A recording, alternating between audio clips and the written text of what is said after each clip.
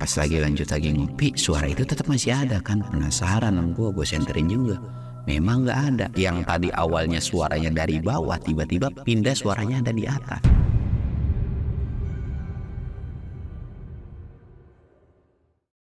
Assalamualaikum warahmatullahi wabarakatuh. Balik lagi di channel Samsul Mister Horror. Dongeng horor gua kali ini gua bakal ngebawain cerita tentang gua nih. Kira-kira cerita apa yo? Buat kalian yang penasaran dengan ceritanya, kalian wajib tonton video ini sampai habis dan jangan lupa like, comment, subscribe dan share video gua ke banyak orang. Dan buat kalian yang mau lihat video vlog gua, kalian bisa lihat di sini, dan buat kalian yang mau ikutan open trip gua bisa lihat di sini. Dan gak usah banyak basa-basi lagi, kita mulai ke segmen donor. Dongeng horor dimulai.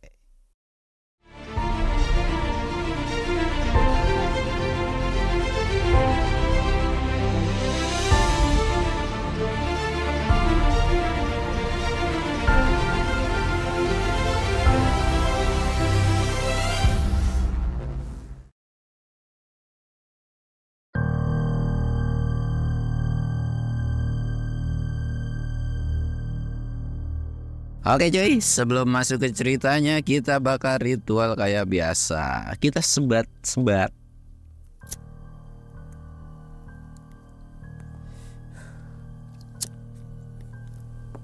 Dan jangan lupa ngops. Nih pas ini banyak nih netizen gue pada komen, "Bang, kumisnya cukur, jenggotnya cukur." Tergiram dari cukur, "Bang, enggak bang, bagusan pakai kumis, pakai jenggot, ribet hidup lu pada ini, pada pengen itu. Apa gua harus cukur nih sebelah biar ada gitu kan?" Aduh, gimana ya, nurutin kemauan lu tuh ribet gitu. Maksudnya kayak ya udahlah, atau gue juga ngerasa kalau lagi panjang banget tuh kayak risih sendiri cuy sebenarnya gitu kan. Jadi ya kadang ada kadang nggak ada gitu. Jadi kalian juga kebagian mana yang seneng lihat muka gua ada jenggot, mana yang seneng nggak ada jenggot gitu kan. Lagian kalau ada jenggot sama kumis tuh berasa tua gua, serius berasa tua dah. Ya ntar nggak laku sama teteh-teteh lagi gitu kan. Oke, kita lanjut ke ceritanya. Mungkin buat kalian sebelumnya tuh gua udah sering bilang kali ya, kalau gua tuh naik gunung itu lebih sering ke Jawa Baratan cuy. Maksudnya kayak Gunung Gede, Gunung Salak. Ya Pangrango sih gua akuin ini udah jarang-jarang banget, bahkan udah lama banget gua nggak ke Pangrango. Terus Asepan, terus Gunung Bandung itu Malabar, Puntang dan lain-lainnya gitu kan. Gue lebih sering, kenapa? Karena ya Jawa Barat deket cuy gitu maksudnya. Kalau harus ke Jawa Timur kan jauh. Nah kalau Jawa Barat kan itu masih circlean gue. Dan memang kalau lu suka sama gunung Jawa Barat, gue pastiin cuy, fisik lu akan kuat naik gunung Jawa Tengah dan Jawa Timuran menurut gue ya. Karena tiap gunung itu atau tiap daerah itu kayak Jawa Barat, Jawa Tengah, Jawa Timur itu punya ciri khasnya masing-masing menurut gua. Jadi kalau Jawa Barat itu menurut gua pribadi adalah terkenal dengan treknya yang capek. Menurut gua ya, treknya yang capek itu dalam arti trek dari base camp sampai area camp itu biasanya capek rata-rata. Rata-ratanya itu capek. Beda halnya kayak Gunung Jawa Tengah. Kalau Jawa Tengah itu awal sampai base camp atau dari base camp sampai area camp itu biasanya enak, selisihnya 3 sampai 5 jam lah paling lama. Tapi kalau Gunung Jawa Barat itu bisa 6 sampai 8 jam atau bahkan sampai puncak gitu kan.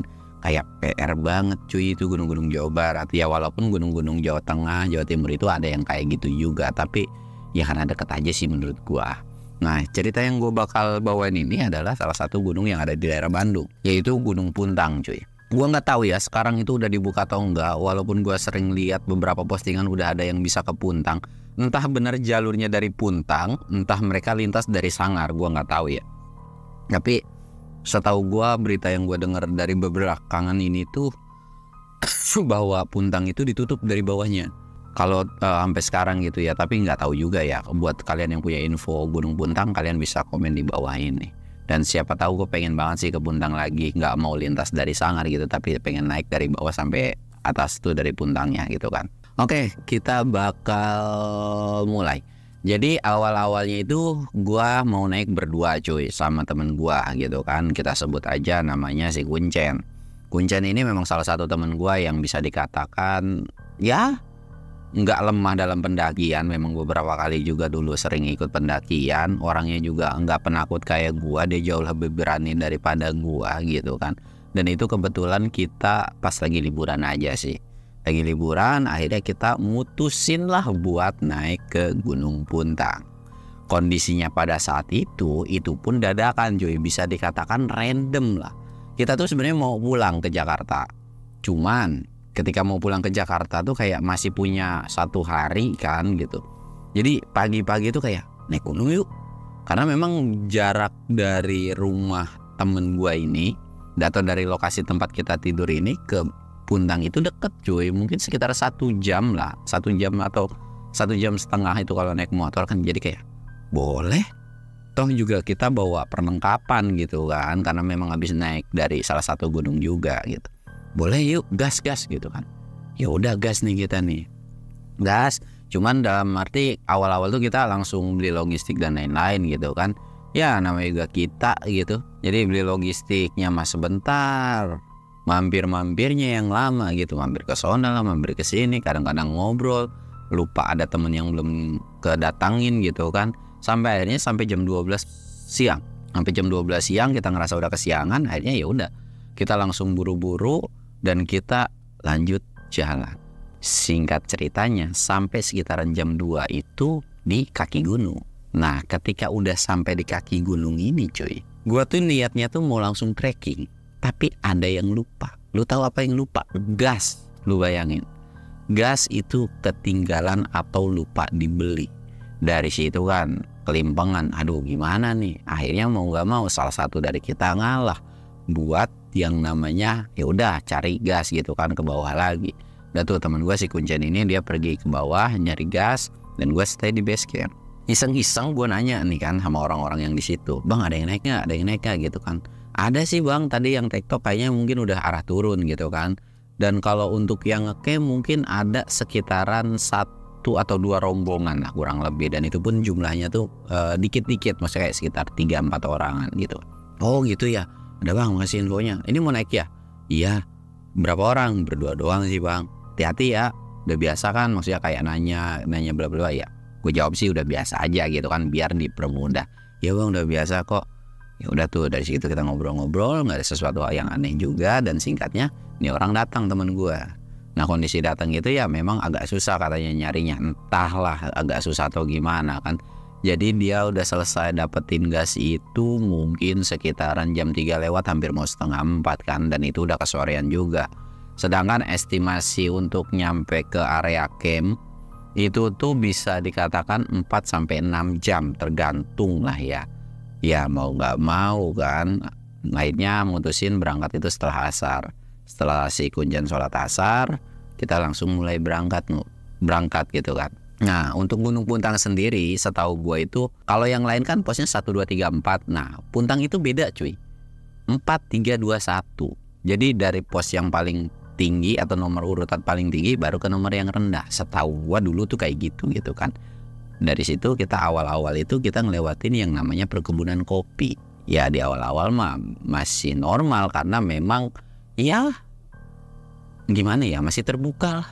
Dan memang gue juga udah lumayan sering ke situ kan, jadi kayak biasa aja. Sampai pos 2 sampai pos 3 itu udah mau dekat ke puncak. Nah di pos 3 ini itu tuh kondisinya sekitaran jam 7 lebih lah, jam 7 lebih. Jadi kenapa agak lama, karena pas maghrib itu si Kuncen ini sholat kan, dan di situ pun memang tidak ada sesuatu hal yang aneh.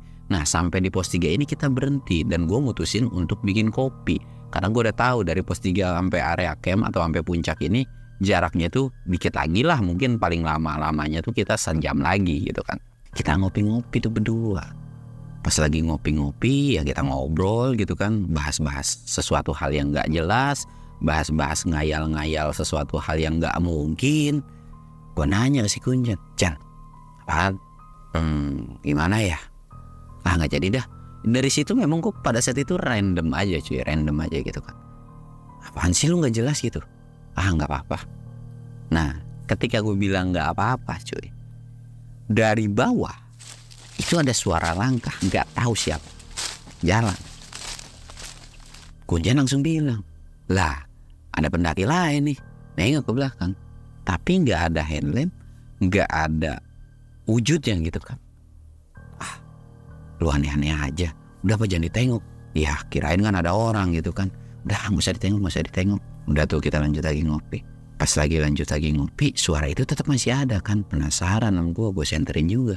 Memang nggak ada. Yang tadi awalnya suaranya dari bawah, tiba-tiba pindah suaranya ada di atas. Seolah-olah kayak ngelewatin kita gitu kan. Nah dari situ gue bilang, kok suaranya ada di atas Chen ya? Lah iya nih suaranya di atas. Tengok lagi sama gue. Lah tapi nggak ada gitu kan. Yaudahlah, nggak usah mikir yang aneh-aneh kali. Takutnya nanti berubah jadi wujud yang beneran gitu kan. Jadi kita lanjut ngopi lagi. Ngopi tuh kita di pos 3, di pos 2 gitu kan. Di pos 2 ngopi. Jadi sorry ya gue ralat. Jadi pos 2. Nah kita ngopi pas lagi asik ngopi-ngopi nih cuy. Itu tuh kecium aroma bunga. Bunga ya lu tau lah, kembang-kembang di kuburan tuh kayak gimana gitu kan. Gue bilang kan Chen udah nggak bener. Yuk buruan yuk ngopinya. Kita buru-buru sampai area camp deh. Kali aja di area camp itu udah ada orang gitu kan. Yaudah yuk kita selesain. Akhirnya gue selesain ngopi, kita beres-beres, kita lanjut mulai nih. Nah dari pos 2 ini untuk nyampe ke pos 1 ini kan, itu jaraknya sebenarnya dekat gitu. Akhirnya gue jalan. Tiba-tiba dalam kondisi kuncen depan, gue belakang. Kuncen bilang, bentar dah, pelan dulu. Apaan sih? Iya bentar dulu, dia bilang kan. Kuncen ini kayak nengok kiri, terus nengok ke belakang. Apaan sih? Nggak apa-apa yuk jalan. Gue bilang kan, sekarang lu yang aneh. Udah, nanti juga lu tahu sendiri. Lah, apa nih gitu? Karena gue udah punya feeling jelek nih. Ini manusia udah ngomong yang aneh-aneh kan. Gue lanjut lagi jalan, dan tiba-tiba gue baru mulai ngerasa ada sesuatu hal yang aneh yang bikin bulu kuduk gue merinding. Memang nggak ada suara ketawa atau apapun gitu kan ya. Kok mulai merinding ya? Chen, apaan? Tukar posisi boleh nggak? Kenapa lu di belakang? Ada sesuatu ya? Dia bilang gitu kan. Kagak ada, gue pengen di depan aja. Ya udah deh. Kuncen tuh nggak yang iya tapi nggak yang langsung ke belakang, tapi dia ngecek belakang. Wah iya aman nih. Hari putar, tak, gue di depan. Baru jalan berapa langkah, tiba-tiba kaki gue diem. Tak, kok diem? Capek lu? Gue cuman nengok. Gue cuman ngasih isyarat gitu doang. Lu ngeliat apaan sih? Itu kan. Kenapa? Gue pegang tuh kan kayak begini. Set, gue tarik ke depan. Itu apaan di depan? Jadi di depan itu entah apa ya, maksudnya kayak gue nggak tahu setan atau bukan. Pakaiannya normal kayak biasa. Itu kayak ada orang duduk di trek. Harusnya orang duduk di trek dalam kondisi nanjak itu kan mukanya itu ke depan cuy. Bener kan? Gak mungkin dia begini nih kayak jengkit begini kan, gak mungkin. Tapi ini kondisinya naik gitu. Kata gue, ini orang sakti, orang apa bukan gitu kan. Bahkan si Kuncen pun bilang, ini orang benar-benar sakti nih pendaki ini. Bisa-bisanya dia duduk kayak begitu. Dan paling PA-nya itu si Kuncen ngikutin, jadi dia duduk sama kondisinya begitu, dan itu kayak nggak bisa nahan keseimbangan, itu kayak mau guling gitu kan. Dia sampai pegangan tangan gue juga. Nah gara-gara si Kuncen ini kedengaran suaranya, tiba-tiba sosok itu bangun berdiri, dan berdirinya itu kayak kan orang bangun begini nih pakai tangan, set bangun. Nah ini itu kayak tangannya itu diem aja. Jadi bangun, set. Gue cuman diem dan sambil dalam hati tuh jangan nengok lu, jangan nengok, karena gue udah tahu nih yang di depan bukan manusia gitu kan. Akhirnya yang tadinya awal gue nyenterin ke trek itu gue langsung agak tundukin dikit. Kuncen pun udah tahu gelagat gue ketakutan gitu kan. Takut dulu ya? Kagak, cuman malu aja gue bilang gitu kan. Dan pas dicek lagi udah nggak ada tuh. Dicek gue, lah iya nggak ada. Yaudah jalan lagi yuk, jangan kelamaan biar kita buru sampai area camp gitu kan. Nah kondisi gue kan ngomong ke arah si Kuncen kan ke belakang gitu. Nah pas gue mau balik, center gue kan otomatis sendiri gitu kan. Maksudnya kayak ya selewat aja. Gue kayak ngeliat apaan nih, tapi gue gak mau nengok. Dan gue bilang ke si Kuncen ini, Chen, lu lihat sebelah kanan lu dah. Si Kuncen nurut, dilihat sebelah kanannya, tak. Dia langsung istighfar loh. Dari situ belum lari gitu kan. Akhirnya gue dengan kondisi nanjak, lu tahu sendiri pokoknya tanjakan untuk ke puncak Mega tuh kayak gimana kalau dari puncak. Itu ngap banget cuy, bener-bener ngap banget. Terus aja jalan dan entah berapa lama itu tiba-tiba kita sampai. Jadi kalau ke puncak Meganya itu di bawah-bawahnya itu ada area camp yang lumayan cukup enak, walaupun tempatnya itu nggak berdekatan, atau bisa dibilang nggak bisa 4 tenda atau 5 tenda itu ngumpul gitu. Jadi kayak misah-misah lah, ngeblok gitu kan. Akhirnya kita ngedirin tenda di situ, dan gua nggak ngeliat satu tenda, mungkin mereka ada di beberapa spot yang lain gitu kan. Karena gua juga nggak terlalu peduli dengan tenda yang lain, karena pengen buru-buru cepet ngecamp, atau gua juga nggak mau deket mereka gitu. Dan karena udah ketakutan juga kan, akhirnya kita langsung buru-buru ngedirin tenda. Dan setelah tenda jadi nih, jadi kan kalau lu ngedirin tenda, satu pasak ini kita tancepin. Kondisi pada saat itu angin itu nggak kenceng cuy. Set satu pasak yang ada di pojokan atau bukan di sebelah pintu itu kayak loncat sendiri, teng tek gitu kan. Dan gue kayak gue lupa masak kali, gue pasak lagi, tek. Gue mau masak yang satu lagi nih, tiba-tiba itu loncat lagi. Dari situ gue jambak dong rambut si Kuncen. Cen, itu kenapa? Tiba-tiba kok loncat sendiri? Lu mah halu. Karena Kuncen gak lihat tuh. Kuncen benar-benar gak lihat. Dari situ masih Kuncen. Gue nyuruh kan, Cen, ya udah lu yang masak tuh. Ini pasak, tek. Nah pas dia lagi mau ngapain beres-beres gitu, gue bilang, tungguin dulu, lu lihat ini, gue mau masak. Tiba-tiba itu loncat lagi. Dari situ Kuncen, kok bisa?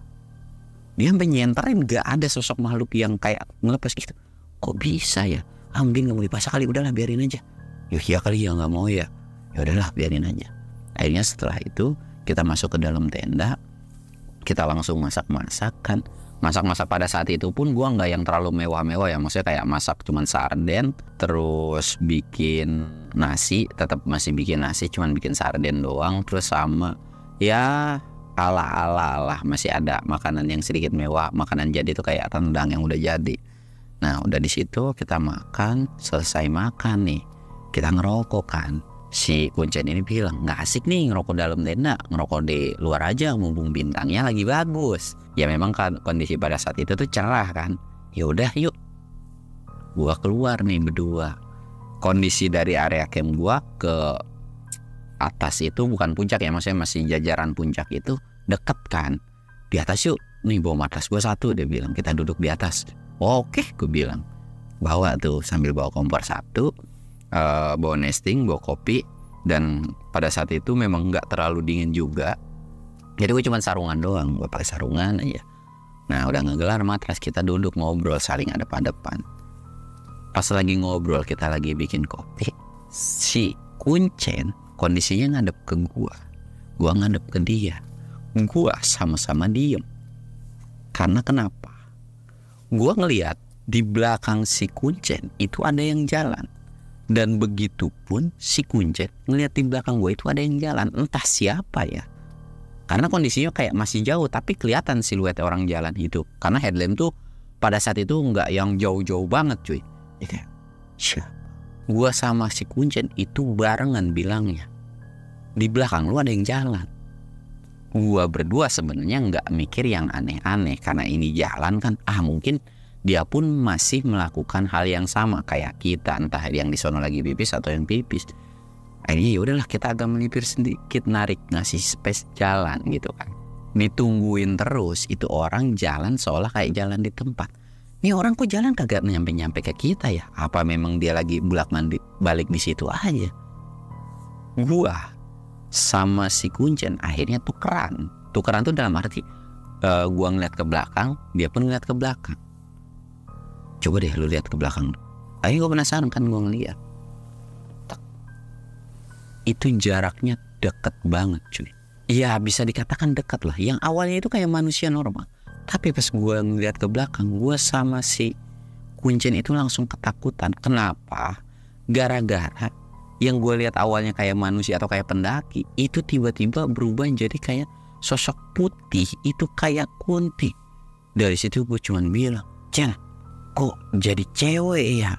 Nyeremin banget lagi mukanya. Turun yuk ke tenda. Itu cuy, kondisi kompor masih nyala, gue langsung matiin. Bahkan gue sampai kepetelan yang namanya apa ya, air panas itu nyiram ke tangan gue. Gue masa bodoh tuh, gue langsung narik matras, gue langsung balik lagi ke tenda. Kita langsung masuk ke dalam dan nyeletingin tenda. Seret.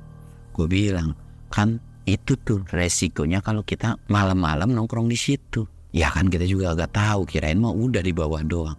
Ayolah, gue aja selama naik Malabar gue bilang ada aja loh penampakannya. Ini tiba-tiba didatengin sama tante pun lagi. Udahlah kita ngopi di sini aja. Ya udah kita ngopi di sini aja kali ya. Gue buka kan, seret.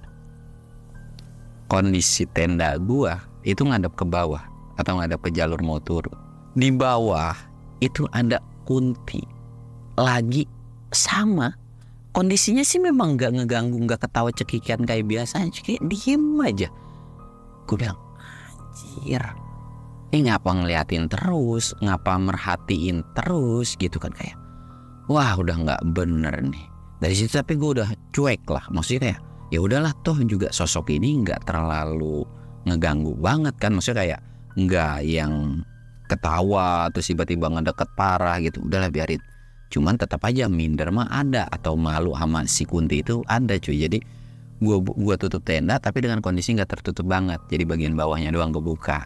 Gue masak air biar nggak terlalu ngap kan, ngopi-ngopi lah kita di dalam sambil nyebat. Dan setelah ngopi, udah yuk kita tidur yuk. Ya udahlah kita tidur, dikeluarin tuh, tak tak tak, kita matiin lampu, terus kita coba rebahan. Walaupun memang agak sulit sih gue tidur di gunung itu sore-sore sekitaran jam 12 jam 1 itu masih sulit lah. Mungkin gue bisa tidur di gunung tuh sekitaran jam 2 atau jam 3an gitu kan. Gue masih ngobrol cuek biasa kayak ngebahas yang tadi itu, ngapa bisa ngikutin gitu, kayak nggak yang terlalu takut-takut banget. Sampai akhirnya itu ada suara orang teriak minta tolong. Tolong, dan itu kenceng banget, sumbernya gue tahu dari sebelah kiri gue gitu kan. Gue langsung bilang, Ceng, itu ada yang minta tolong dah kayaknya. Iya, ada yang minta tolong. Tapi udahlah biarin dulu. Tolong gitu kan. Lah, itu masih ada. Yuk, cek yuk, periksa yuk. Gua akhirnya mau kunjata keluar, ngeberaniin mau meriksa cuy. Set. Gue mau jalan nih, sumber arahnya kan dari kiri. Akhirnya gue mau nyamperin aku ke kiri. Dan pas gua cek itu, gua tahu di bawah itu ada orang minta tolong. Dan di atasnya pun ada temennya. Nah jadi si orang ini tuh seolah ngelihat penampakan Kunti. Jadi ini mungkin lagi pipis atau apa ya, gue nggak tahu. Ini temennya di bawah, ini temennya lagi. Nah gue di tengah-tengah ini ngelihat. Di tengahnya itu ada Kunti cuy, lagi diem aja. Dari situ kan kayak, Cen, lu mau nolongin? Ya gimana, itu sosoknya juga di situ. Ya udahlah biarin aja ya, kita merhatiin dari sini. Ya udah ya biarin aja. Nah si orang itu yang di atas itu dia tahu kalau kita lagi mau bantuin gitu kan. Bang tolongin bang. Dari situ kayak akhirnya mau nggak mau kan gue nggak ngomong, tapi kita ngedatengin si orang yang ada di atas ini. Set gue bilang, bang, gue gimana mau nolongin? Itu sosok ada di tengah-tengah, udah gitu kagak jelas juga lagi mukanya, kayak ngumpet gitu kan. Gimana bang ya? Kita bertiga turun aja kali ya? Atau gimana? Ya gue juga kagak berani bang, lu aja kali bang. Ya itu kan teman lu, gue bilang kan. Akhirnya kita cekcok dan mau nggak mau kayak itu si temannya itu udah ketakutan banget, minta tolong terus cuy, minta tolong terus. Sampai akhirnya ya udah tuh kita bertiga berani turun. Dan parahnya itu jalurnya itu nggak motong, atau jalurnya itu kayak seolah kita harus nabrak. Nggak nabrak sih, lebih ke melipirin dikit lah. Jadi kalau misalkan si Kuntinya di sebelah gue nih, ini Kuntinya, ini gue nih, ini jalur gitu, di situ banget gitu. Aduh. Akhirnya mau nggak mau tuh ngeberaniin kondisinya. Pokoknya intinya si Kuncen paling depan kan, dia paling berani kan. Jalan, Kuncen udah lewat, tapi kondisi kayak ngebuang muka ke arah si Kunti ini kan, ngebuang sep. Si orang yang ini juga udah lewat. Pas gua bagian terakhir itu bunyi kesek. Itu gua bertiga langsung hibrid ke bawah, set, lari. Dan lu tahu nggak, sosok yang di sebelah itu hilang, gak ada tuh Kunti.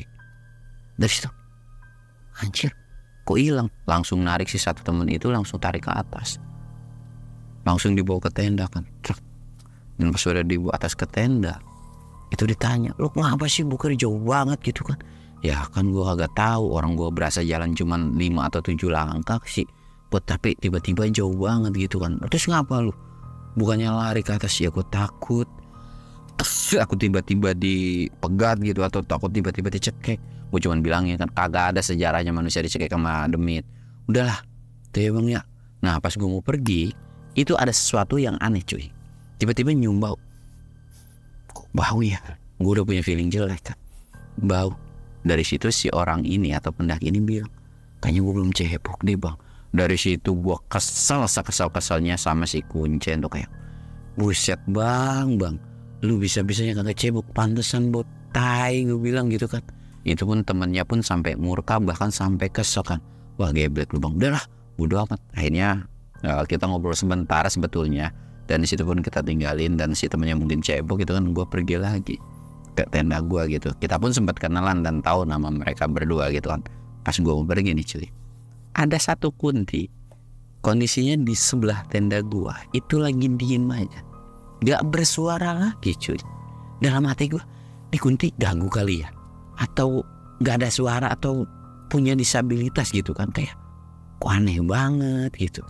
Ya sebenarnya senang sih, jadi kayak nggak terngiang-ngiang di kuping gitu kan. Cuman kayak aneh aja, sesuatu demit yang biasanya punya ciri khas tapi ini diem aja. Dari situ, Jen, lu tau nggak, aneh nih kunti, kok diem mulu, lagi galau apa gimana sih? Hus, lu giliran ini aja lu ngomong kayak gini, lu giliran ngedeketin ngeliat tahu mukanya lu pasti takut kan. Ya cuman aneh aja sih. Udah yuk pelan-pelan. Udah nih, gue jalan. Jadi tenda itu kan sebelah, kunti itu di sebelah. Nah gue jalan tuh agak melipir ke sebelah sininya kan, set pelan-pelan tapi kondisi nunduk. Gue yang paling pertama masuk dan Kuncen itu paling kedua kan. Bayangin, yang tadinya gue bilang itu kunti kagak ada suara ketawa cekikikan, mendadak pas Kuncen mau masuk itu ketawa kayak biasa kunti pada umumnya. Dan itu Kuncen langsung panik, langsung nyeruduk gua, bahkan dia langsung masuk ke dalam sleeping bag. Gua langsung tidur lah. Tuh kan gara-gara lu ledekin sih. Jadi itu kunti ketawa. Di situ gua antara senang, antara takut, pokoknya itu campur aduk cuy. Dari situ, ya udah tidur yuk, tidur. Gua langsung nyalain musik. Dan pas lagi nyalain musik itu sekencang-kencangnya udah gua tidur. Dan singkat ceritanya, alhamdulillah gua bisa tidur. Dan Pak kebangun itu sekitaran jam 8 atau jam 9 siang lah. Nah jadi pas udah bangun itu kita langsung summit, masak-masak, dan udah itu tuh kita langsung turun. Dan kita turun bareng sama pendaki yang kita tolongin. Nah ternyata si pendaki itu juga orang Jakarta. Sebenarnya mereka itu bawa mobil cuy. Kalau gua nggak bawa motor, gua bisa nebeng tuh, ikut enak di mobil mereka. Cuman berhubung ada motor kan, dan nggak mungkin salah satu kita harus ikut ke mereka. Jadi mau nggak mau tuh kita cuman kayak modal percaya aja sama mereka lah. Kita cuman nitipin carrier doang ke mereka, dan mereka juga menurut gue bisa dipercaya gitu kan. Nah dia udah kita nitipin carrier doang, kita jadi nggak bawa carrier tuh ke Jakarta gitu kan. Dan dari situ pun alhamdulillah memang si orang ini itu ya benar gitu cuy, orang jujur lah, dia nggak bawa kabur barang-barang gua, dan kita pun akhirnya berteman gitu kan. Dan memang pas turun itu gua nggak ngalamin kejadian yang aneh-aneh, dan bisa dibilang kalau horor ya horor, tapi kalau masalah horor banget sih enggak lah. Maksudnya dalam arti ya takut mah takut, tapi enggak yang berlebihan juga, udahlah biasa-biasa aja. Dan pas turun juga kita malah ketawa-ketawa, justru bukan ngetawain demitnya. Jadi si bocah ini tuh yang semalam kagak cebok itu jadi ledekan kita bertiga gitu. Sepanjang turun tuh kita ngeledekin dia terus, bahkan sampai kalau ketemu aja, wah nih orang nih yang kagak cebok di gunung gitu kan. Jadi itu tuh kayak sesuatu hal yang bahagia, atau serunya naik gunung tuh kayak gitu. Banyak kejadian-kejadian sesuatu hal yang memang kadang jadi lucu banget ketika udah kelewat lama gitu cuy. Dan ceritanya tuh cukup sekian cuy. Dan mungkin nanti lu minta cerita Upin, next gue bakal ceritain lah. Dan pelajaran dari sini sebenarnya gue kangen sih cuy sama Gunung Puntang. Dan buat lu yang punya info Gunung Puntang dibuka untuk pendakian atau enggak, lu bisa komen di bawah ya. Gue pengen banget ke Puntang, karena Sanggar itu bulan lalu itu gue udah ke Sanggar juga. Jadi gue pengennya ke Puntang, gak mau lintas gitu kan. Jadi bener-bener pengen di Puntang aja lah, puncak mega gitu. Dan buat kalian yang punya info, pokoknya komen di bawah ini biar bisa gue ke Bandung juga. Dan ceritanya cukup sekian. Gua Samsul undur diri. Assalamualaikum warahmatullahi wabarakatuh.